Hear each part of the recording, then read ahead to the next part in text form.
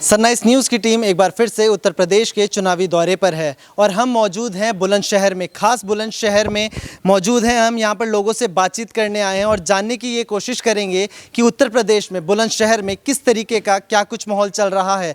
BJP सरकार में पिछले 4.5 सालों में किस तरीके से कामकाज हुआ, किस तरीके से विकास हुआ है, उत्तर प्रदेश किन मामलों में नंबर 1 बनता जा रहा है। इस मामले में, इस बारे में बात करने के लिए हमारे साथ कुछ लोग यहाँ पर मौजूद हैं, इनसे हम बातचीत करेंगे। उससे पहले मैं आपको बता दूं कि बुलंदशहर वो ज़िला है जहां पर एमपी भी बीजेपी के ही है और यहां पर बीजेपी का खासा दबदबा माना जा रहा है। 2017 के बाद से बीजेपी यहां पर खुद को मजबूत कर पाई है, लेकिन 2022 के आगामी विधानसभा चुनाव में किस तरीके से बीजेपी अपनी मजबूती को बरकरार रख पाती है या नहीं रख पाती, ये जानने के लिए हम यहाँ पर लोगों से बातचीत करेंगे और चुनावी सर्वे करेंगे कि बीजेपी किस तरीके से कामकाज कर रही है या नहीं, या फिर किसी और को मौका देना चाहिए। सबसे पहले आपसे अंकल जी, क्या नाम है आपका? नरेंद्र सिंह। अच्छा, क्या लगता है उत्तर प्रदेश में वाकई विकास हुआ है? बहुत विकास हुआ है। आपने किन चीज़ों में विकास देखा? सभी सड़कें हुई हैं, जिला चिकित्सालय, मतलब मेडिकल कॉलेज हर एक ज़िले में बन रहे हैं। मतलब गरीब आदमियों को सिलेंडर दिए गए हैं, बिजली की कोई कमी नहीं है, 24 घंटे रहती है। मायावती जी के, अखिलेश जी के टाइम में मतलब 2-2 महीने तक गायब रहती थी, 24 घंटे बिजली मिलती है, बिजली की कोई कमी नहीं है। आयुष्मान योजना के अंतर्गत प्रधानमंत्री जी की, उसमें बहुत लोगों को लाभ मिला है। मतलब गरीब लोगों को मतलब राशन दिया जा रहा है, सारी सुविधाएं हो रही हैं, एयरपोर्ट की व्यवस्थाएं हो रही हैं। अन्य जनपदों में एयरपोर्ट भी बन रहे हैं। बुलंदशहर जनपद में, जेवर में एयरपोर्ट एशियाड का, विश्व का मतलब जिस तरह का बनाया जा रहा है। बुलंदशहर में आपने बताया कि आप इतना सब विकास कामकाज आपने देखा, लेकिन 4.5 साल हो चुके हैं। आपको नहीं लगता कि बुलंदशहर में रेल यातायात अभी तक पूरी तरीके से ठीक नहीं हुआ, ना ही यहाँ पर चला है, ना संचालित होती हैं ट्रेनें? तो आपको ये लगता है कि मतलब सरकार को इस पर भी ध्यान देना चाहिए? ये पूर्व की सरकारों की गलती है। जब 70 साल सरकार रही तो, और यहाँ बुलंदशहर के ऊंचा गांव के सुरेंद्रपाल सिंह विदेश मंत्री रहा करते थे।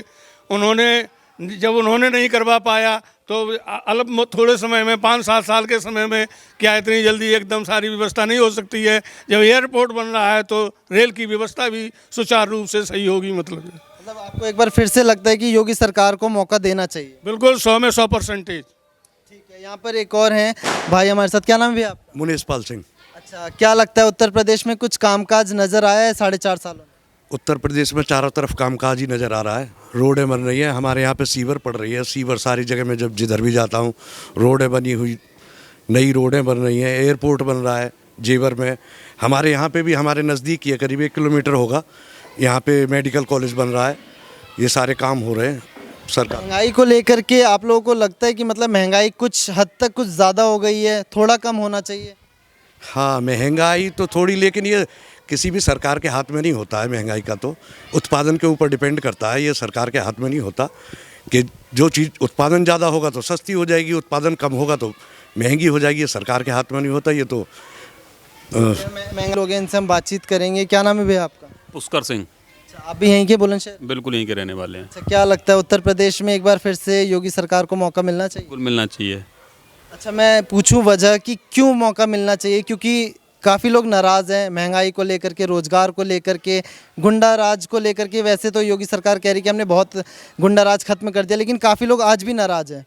तो क्यों आपको लगता है कि योगी सरकार को एक बार फिर से मौका मिलना चाहिए? सबसे पहले तो जो ये लोग कहते हैं कि गुंडा राज खत्म नहीं हुआ, सबसे ज़्यादा जो पहली जो बात है वो यही बात है कि सुरक्षा की दृष्टि से पिछले 4.5 साल में जो काम हुआ वो कहीं नहीं हुआ। जो आज आदमी अपने आप को सुरक्षित महसूस करता है, माताएं बहनें सुरक्षित महसूस करती हैं, स्कूल जाने वाले बच्चे सुरक्षित महसूस करते हैं, पहले ऐसा नहीं था। योगी की गवर्नमेंट में सबसे अच्छा काम ही ये हुआ है कि हर आदमी सुरक्षित है, माताएं बहनें अपने आप सुरक्षित महसूस करती हैं।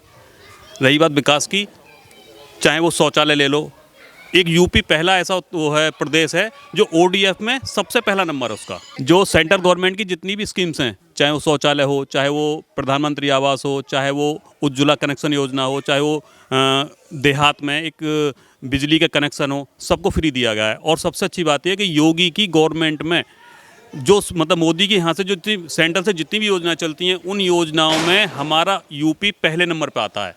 चाहे वो किसान सम्मान निधि हो, चाहे उज्ज्वला योजना हो, चाहे वो शौचालय हो, चाहे वो प्रधानमंत्री आवास योजना हो, मतलब कोई भी योजना हो।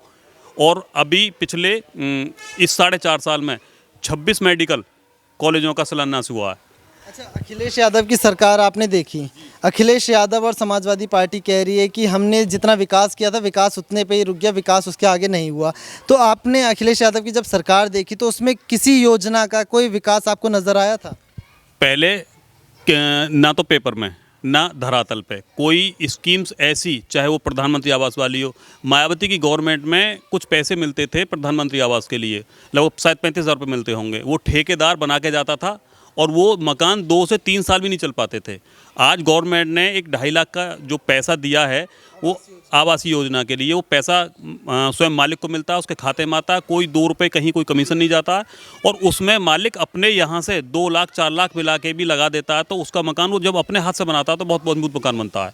चाहे वो शौचालय हो, शौचालय भी सारे शौचालय जितने भी शौचालय बने ODF हुआ है, वो शौचालय केवल पैसे मिलते थे और बनाता मालिक अपने आप था, जो मकान का मालिक वो अपने आप बनाता था। गवर्नमेंट की सड़कों की बात कह लो, जितनी सड़कें हमारे यहाँ पे यूपी गवर्नमेंट में बनी है उतनी सड़कें कभी नहीं बनी। एक जितने एयरपोर्ट, अभी कुशीनगर का 4 दिन पहले ही मोदी जी ने उसका उद्घाटन किया, एक शिलान्यास वहाँ का जेवर एयरपोर्ट कर चुके हैं। ठीक है, एयरपोर्ट आपके आसपास बन गए, लेकिन रेल यातायात का कैसे करेंगे आप लोग? मतलब लोगों को इतनी परेशानी है बुलंदशहर से, हमने और भी लोगों से बातचीत करी कि रेल यातायात की वजह से उनको काफ़ी परेशानी हो रही है दिल्ली जाने में या फिर लखनऊ जाने के लिए। तो फिर आप लोगों ने मतलब कहीं एप्लीकेशन दी या फिर सांसद जी से बात करी इस बारे में? ऐसा है, पहले तो जब से देश आज़ाद हुआ एक ही रेल लाइन यहाँ थी, केवल एक ही वो था, ट्रैक था। जब से मोदी गवर्नमेंट आई है दूसरा ट्रैक पूरा बन के तैयार है, दूसरा ट्रैक पूरा बन के तैयार है। बराल पे एक रेलवे स्टेशन बन रहा है बिल्कुल नया, जबकि 70 साल में 72 साल में कोई रेलवे स्टेशन, कोई ट्रैक बिल्कुल कभी नहीं बना। और ये जो हमारा रेलवे स्टेशन ये भी देश आज़ाद होने से पहले का बना हुआ है। तो आप ये तो कह नहीं सकते, जब 2 ट्रैक हो जाएंगे और उसका भी विद्युतीकरण हो चुका है, 2 ट्रैक हो जाएंगे, रेलवे स्टेशन नया बन रहा है, तो आगे चल के मैं समझता हूँ कि कोई भी ट्रेन दिल्ली के लिए हो या लखनऊ के लिए हो, वो भी बहुत जल्दी उसका भी कोई ना कोई व्यवस्था ये लोग जरूर करेंगे। राजीव प्रताप सिंह। राजीव प्रताप सिंह, क्या लगता है उत्तर प्रदेश में वाकई में हर क्षेत्र में काम हुआ है? चाहे वो शिक्षा को ले लो, चाहे स्वास्थ्य को ले लो, चाहे विकास को ले लो। नहीं, उत्तर प्रदेश में काम हुआ है, उसका एक रीज़न है। सबसे बड़ा जो रीज़न है, जो प्रीवियस गवर्नमेंट जितनी भी थी, जो भी रही हैं, चाहे वो समाजवादी की रही हो या BSP की रही हो, वो प्लानिंग तो ज़रूर होती थी। IAS लेवल पे, सचिव लेवल पे प्लानिंग करते थे, बट उनका एग्जीक्यूशन नहीं हो पाता था। चाहे हम एग्जाम्पल ले लें गोमती रिवर फ्रंट का, बहुत बड़ी प्लानिंग थी, बहुत सारी चीज़ें हुई, बट वो एक्चुअल उसका एग्जीक्यूशन जिस लेवल पे ग्राउंड पे ओके होना चाहिए था, शायद वो नहीं हो पाया। सेम एज हम रोड की बात करें, हाईवेज, उन्होंने बहुत बड़ी बड़ी प्लानिंग की कि हम ये हाईवे बनाएंगे, वो हाईवे बनाएंगे, दो ऑन पेपर्स वो बने, उनकी प्लानिंग हुई, बट एग्जीक्यूशन जो हुआ वो इन 4 सालों में हुआ और बहुत तेज़ गति से हुआ। ये सबसे इंपॉर्टेंट चीज़ है कि जो उन्होंने प्लान किया उसे एग्जीक्यूट किया अपने उस पीरियड में, उस टेन्योर में, इसलिए शायद कंप्लीट करके। बिल्कुल बिल्कुल बिल्कुल, इसलिए। तो अच्छा, रोजगार की अगर मैं बात करूं, आप क्या करते हैं? मैं लेक्चरर हूँ पब्लिक स्कूल में। अच्छा, लेक्चरर हैं आप। तो कई बच्चे आपको ऐसे भी मिलते होंगे जो मतलब इस बैकग्राउंड से आते होंगे कि उनकी आमदनी इतनी नहीं होती, महंगाई हो गई, तो मतलब पढ़ाई में भी महंगाई का असर कहीं ना कहीं आपको देखने को? देखिए, अब जो है, क्योंकि प्राइवेटाइजेशन जो है वो चल रहा है, प्राइवेट सेक्टर्स ज़्यादा हैं, क्योंकि एक थोड़ा सा हमारा सिनेरियो है, हम जॉब गवर्नमेंट चाहते हैं, पर जो है वो बच्चों को पढ़ाना प्राइवेट सेक्टर में चाहते हैं, तो वो थोड़ा सा, जहाँ प्राइवेट जब चीज़ें आ जाएंगी थोड़ा सा महंगा होगा। I agree with this thing, but ऐसा नहीं है कि महंगाई है तो सोर्स ऑफ इनकम भी इंक्रीज़ हुए हैं, पे कमीशंस भी के पे भी रिवाइज हुए हैं, जो कभी कभी 5-7 हज़ार हुआ करती थी, आज वो 50-60 हज़ार है। तो ये भी हमें उस मुद्दे को भी ध्यान में रखना चाहिए कि ऐसा भी हुआ है कि हमारी इनकम भी इंक्रीज़ हुई है। अच्छा, अगर मैं बात करूं आप ही के इलाके की, बुलंदशहर की, तो अभी मौजूदा हालात में आप लोग किन मुद्दों को नज़र में रखे हुए कि मतलब अगर चुनाव आएगा तो हम इस मुद्दे के साथ सरकार को या किसी भी दल को वोट डालेंगे? देखिए, हमारे लिए सबसे प्राइमरी जो मुद्दा है, जो मैं अपनी सराउंडिंग्स में देता हूँ, that is a security. Either we are talking about the security of local level, मतलब ग्राउंड लेवल पर सिक्योरिटी हो, और द नेशनल सिक्योरिटी। वो बहुत इंपॉर्टेंट रोल प्ले करती है, क्योंकि जब तक हम सिक्योर नहीं होंगे, जब तक हमारे जो जितने हम प्रोजेक्ट हैं, या वो आइदर द प्राइवेट प्रोजेक्ट और द गवर्नमेंट जो प्रोजेक्ट है, उनको कंप्लीट कर ही नहीं सकते हैं जब तक हम सिक्योर नहीं होंगे। तो प्राइमरी मुद्दा जो है, पहला मुद्दा है, वो सुरक्षा का है। देन जब वो सारी चीज़ें होंगी तो हम ग्रोथ कर रहे हैं तो आमदनी भी बढ़ेगी और हम महंगाई को भी कंट्रोल कर दिन रात काम भी कर सकते हैं और आसानी से महिलाएं भी घर से बाहर निकल सकती हैं। बिल्कुल ये तो ये एक बहुत बड़ा मुद्दा है उत्तर प्रदेश में जो कई सालों से चलता हुआ आ रहा है कि उत्तर प्रदेश में सुरक्षा को लेकर के कई बार सवाल उठ चुके हैं और कई ऐसे हादसे हो चुके हैं जो उत्तर प्रदेश की सुरक्षा को लेकर के सवाल खड़े करते हैं। और भी लोग हैं, इनसे हम बातचीत करें। क्या नाम है भैया आपका? जी संदेश कुमार सिंह। अच्छा, आप भी बुलंदशहर से हैं? जी बुलंदशहर से नए गांव से ही हूँ। तो ये बताइए कि उत्तर प्रदेश में क्या कुछ आपको विकास नज़र आया? हम पहले जब मेरठ जाते थे तो हमें कम से कम 3 घंटे लगते थे, अभी हम 1 घंटे में मेरठ पहुँच जाते हैं। रोड प्लस हमारी सुरक्षा, कभी यहाँ पे हमारे यहाँ मतलब चोरी और जो गुंडागर्दी थी बहुत चरम पर थी, वो सारी खत्म हो चुकी है। सरकार ने ख़त्म कर दी। बस इतना बताइए, उत्तर प्रदेश में विकास दिखा आपको? हाँ, पूरा विकास दिखा है। चारों तरफ जो है हाईवे बन रहे हैं।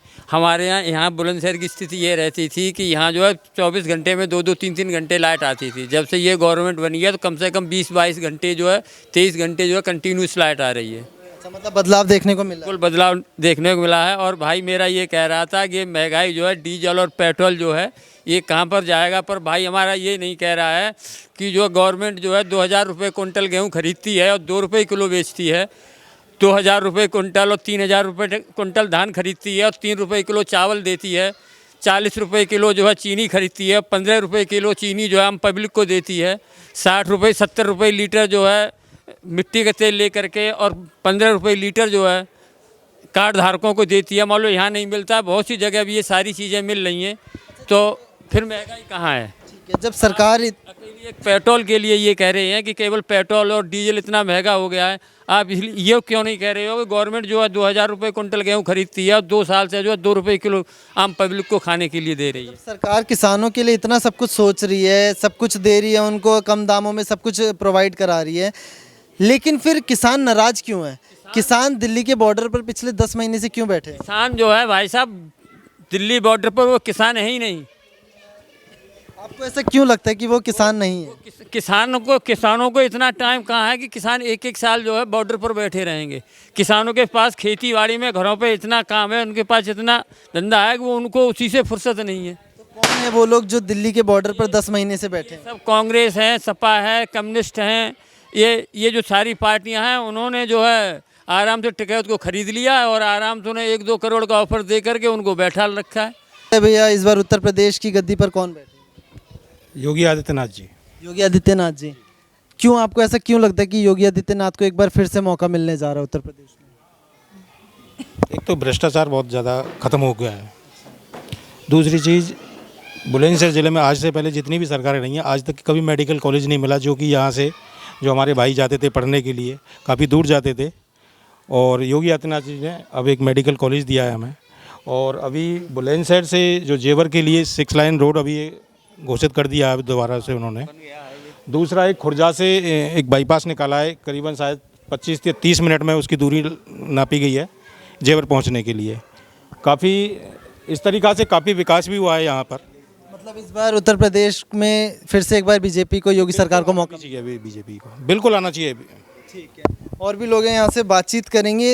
सबसे पहला सवाल लेकिन अब मैं ये करूँगा इन लोगों से कि जो दूसरी पार्टी हवाई जो दावे कर रहे हैं चुनाव से पहले कि फ्री बिजली, पानी और लाखों नौकरियाँ ऐसी बांट दी जाएगी कि जैसे किसी सरकार ने नहीं किया, तो इस पर मैं बातचीत करूँगा अंकल जी से। अंकल जी ये बताइए, बीजेपी अभी सरकार में है, ठीक है, वैसे तो बीजेपी भी अभी दावे कर रही है कई तरह के, हम चुनाव से पहले ये कर देंगे वो कर देंगे।